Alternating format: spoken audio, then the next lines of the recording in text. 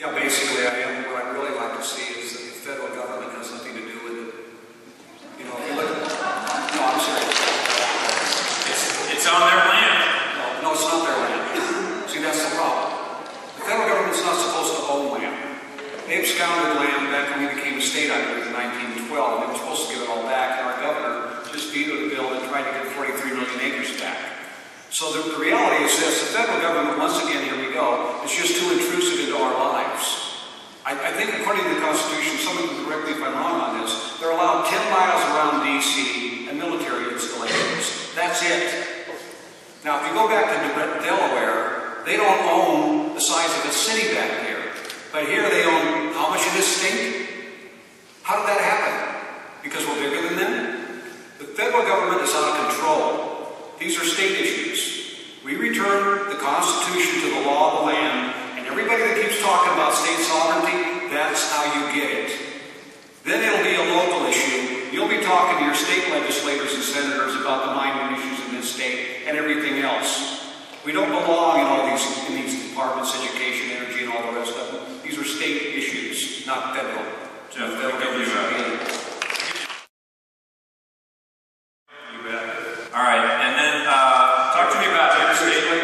What it is, it's a land exchange that will allow Resolution Copper to expand their operations in Superior significantly and create about 5,000 jobs. I understood that. My point is the federal government has no business owning land in this state to be doing the exchange. That's the issue.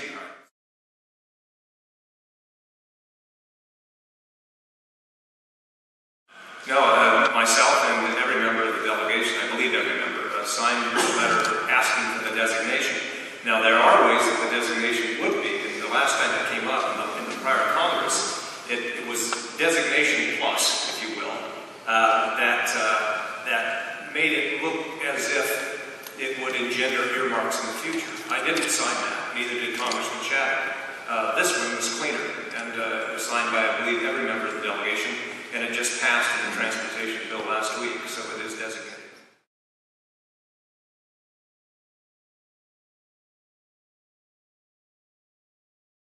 Again, it's Agenda 21, and as I said before in opening remarks, it's time to get rid of agencies, and UN would be one that we should just do away with, period.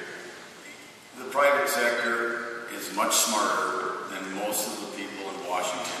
Let them handle it. It's just another way of destroying our country and many other things. So no, we need to wake up and really look at what's really important in the United States. And Agenda 21 is not good for this country.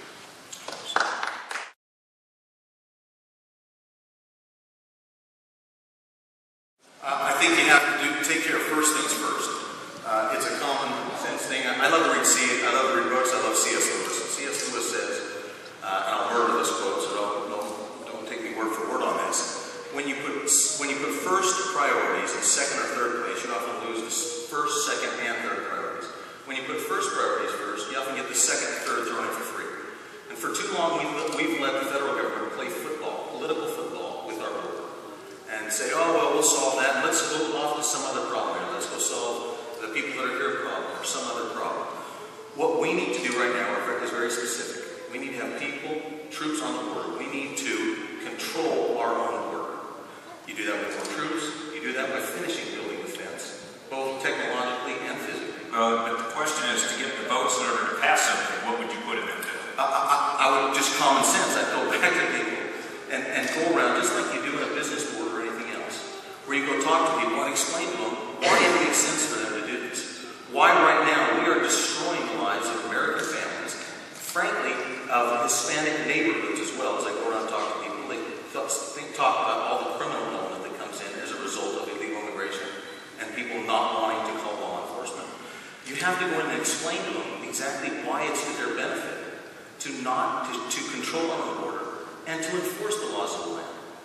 The way to do that, again, is enforce the border and then explain the rule of law to people and why people come to this country.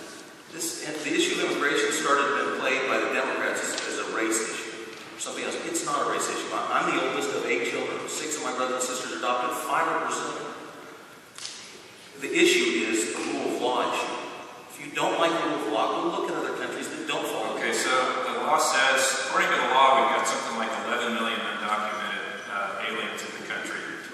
Do we find a way to assimilate them, or do we try to deport all of them? Again, you have to, now you're putting second and third things first.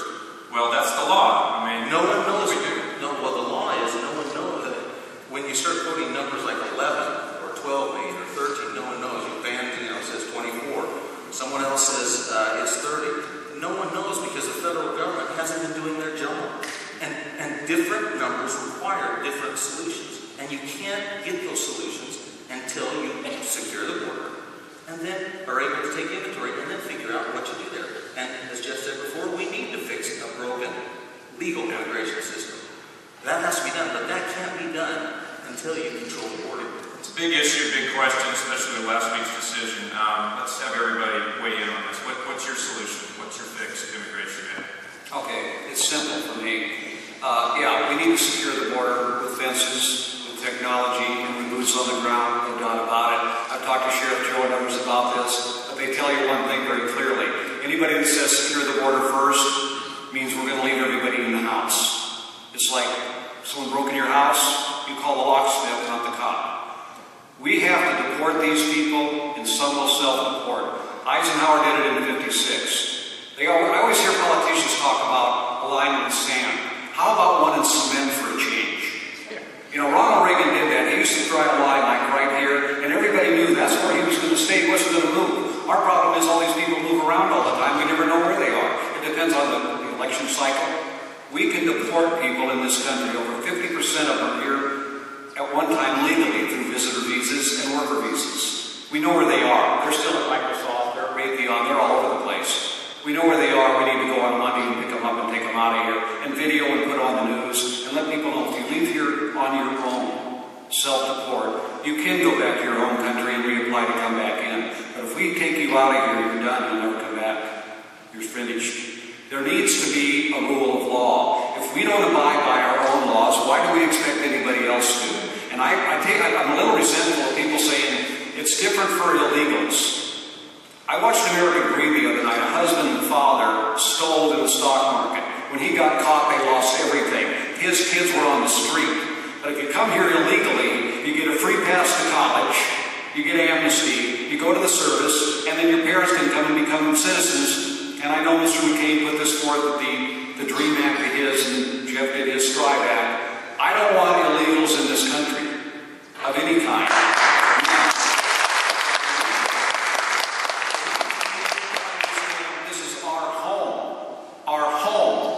It's not theirs, it belongs to us. We are a nation of laws, we need to start abiding by them to make sure others do. And yes, we can have an immigration policy. We have millions of people wanting to come here while we're arguing on should we get rid of the millions that came here illegally, and it's well over 20 million. You people need to decide whether you want a real country or you just want to talk about one. All right, let's end it there. Jeff, here's a segue for you. You have a different perspective on that, or? Well, man, where are you on this? Those of us who have pushed for broad-based immigration reform, myself, Senator Kyle, Senator McCain, and others, have been down that road, and it's a dead end. Until we can get better border security, nobody's going to trust the federal government to deal with the other items that we need. And they are plenty. There's a lot that needs to be done, but not until we have a more secure border. We have in the UMA sector operational control. If we can get that in the Tucson sector, then we can move on to address the other issues that have to be addressed. In order to get the Tucson sector under control, myself in the House and Senator Kyle and Senator McCain in the Senate have introduced a 10-point plan, which includes obviously more fencing, more resources, more agents, more technology, reimbursement to state and local officials for costs expended dealing with the issue, and then Operation Streamline as well to make sure there's swift and sure prosecution. That's what worked in Yuma. We've got to make it work in the Tucson sector as well. Once we do all these things, we'll recognize that nearly half of those who were here illegally didn't sneak across the border. They came legally and overstayed their visa. And so there's a lot more that needs to be done once we have a more secure border. And anybody who tries to paint this as an easy solution, just, enforce the law right now and all the court, hasn't looked at the issue very thoughtfully. It's a difficult issue, and we'll get to it, but we've got to have a more secure border. Hang on, you'll get a station. Bryan, weigh in on this, and I want to get people, I told people we'd try and wrap up by 9, so give us your immigration and roll into a closing statement, and we'll come down the table with closing statements. Immigration, on my plan and on my website, I list a detailed plan dealing with border security and illegal immigration in this country. Out of the candidates running minds and writing. It's very simple. The rule of law must be enforced. Period. We need technology. Senator McCain said in his run for re-election for the U.S. Senate was, let's build a doggone fence. Well, has it been done, folks? Go to Yuma, take a look at the fence that's built there. As they build it so the wind can go through it. It's a ladder. They can crawl right up on it. The common sense factor here, folks, is let's finish it. We have technology that's been around this country for hundreds of years. How about Area 51? They know when you're coming. They know what's on the ground. Let's use our technology. With that technology in the ground, we can stop the tunnel building. We'll know when they're coming. We don't need to put a lot of fencing up, but I want a fence. I think it will help deter those. But for those who really are going to get here, they're going to come in. But we need to stop allowing so many people in under work visas or college visas. Why should we be hiring so many smart people from other countries? If we would fix our education system, we wouldn't need to bring other people into our country. This is our country, and it's time that we stand up for it and fight for it. Our education system is failing, this border security is failing, and Congress has done nothing about it except pass the buck on year after year to the next elected officials. It's time that Washington give up its power and bring it back to the states, right? Let Arizona take care of the border, since this administration sure won't. I'm tired of it. I'm tired of arguing and talking about this. It's time that we need people that are serious about taking care of the issues of this country and this state.